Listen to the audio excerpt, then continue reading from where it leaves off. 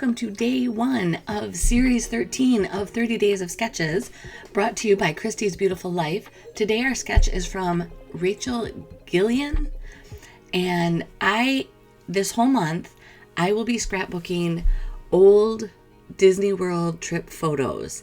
If you have watched my channel for a minute, you know that we are big Disney fans, but these are all photos that I have had from the 90s. There might be a couple in the early 2000s, but we went to Disney, I don't want to say frequently, but every 3 or 4 years maybe, and then there was a drought in there as far as going. But I have these old photos. Unfortunately, most of the photos are double exposed. Do you remember the days of double exposed photos? Well, that's what I have dealing with. So they've been, I don't know, tormenting me, taunting me. I've moved them, I've collected them, I've put them all in one spot. I have lots of memorabilia from these trips. I also have lots of Disney themed punches. Well, actually I'm borrowing these. All these Mickey heads, my friend Missy loaned me her punches actually several months ago, and I'm finally getting around to use them, so I'm very excited about that. And then back in the spring, I did some Cricut cuts because I thought I would do this album back in March, and life just fell apart for us. So it kind of is falling back into normal now. There are some things that are still going on. Isn't that always the case with living day to day? But what I did is I punched out a whole bunch of these Mickey heads in different colors that I thought went with the photos. And instead of using the hexagon that Rachel did, I'm using the Mickey heads. So I'm trying to get that same feel, a little bit of a cascade across, and intermix it kind of so it's like blending from the red to the pinks to the greens to the turquoise. The other thing that I'm going to do is this whole month I am going to be using Disney photos, but I decided that my thread to tie my album together is the color Candy Apple. So I pulled a whole bunch of paper packs, not a whole bunch, but a good handful, a half dozen or so of paper packs that all have the color Candy Apple in them. Some of them I pulled and then put right back because I just knew they weren't the right tones. Let's say that they had a candy apple in with all the fall color themes, and that one didn't work. I was just using it as an example.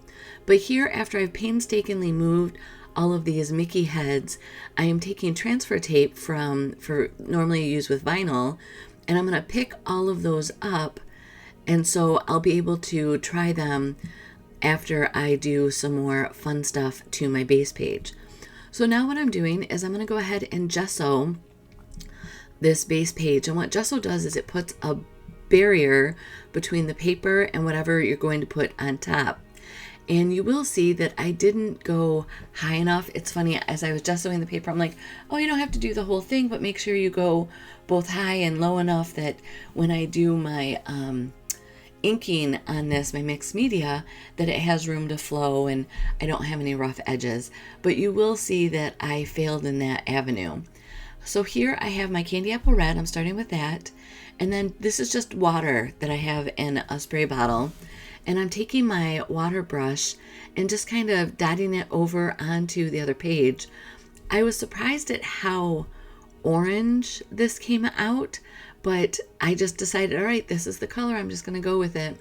And you can see how that gesso does give a barrier so that I can just blot up all of those sprinkles that happen on the right side of the page. So now I'm going with Flamingo. And Flamingo to me is a beautiful pink with a coral base to it.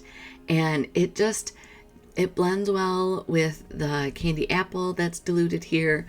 And you can kind of see where my line of gesso is starting to show up. That there's a hard line between where the ink is flowing and where it is absorbing right into the paper before you get any of those cool watercolor marks. So now I went with, I believe, Green Apple is my green color here.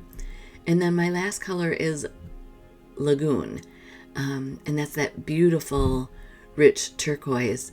And again, I didn't realize until after I kind of looked at my paper that I had that harsh line from where the gesso stopped. But it just kind of shows you what gesso does, how it changes how things are affected.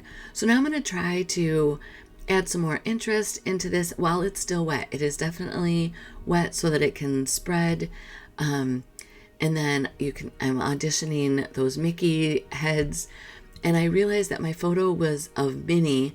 So it's funny, as I'm doing this, I'm like, oh, those are all Minnies. She should have bows.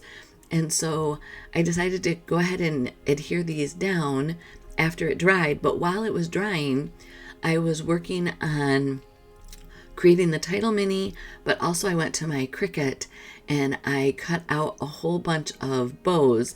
And how I created those bows was I just took 2 hearts and put them sideways. So you'll see it almost looks like a dog bone when we get there, but I just wanted to give you a heads up of what to look for when you see all of the little bows on my Mickey cutouts. And this is a stamp set that I've had in my stash for a while, and I just love the font of it. So I'm just stamping the word Minnie out, and then this will become my title. This is a piece of paper, I want to say from Celebrate Today, that had those beautiful variegated pinks.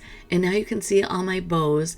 And I don't remember what striped paper that I found for doing the bows, but if you look, you can kind of see that these are sideways hearts that I have smooshed together. But I thought they just work out really well.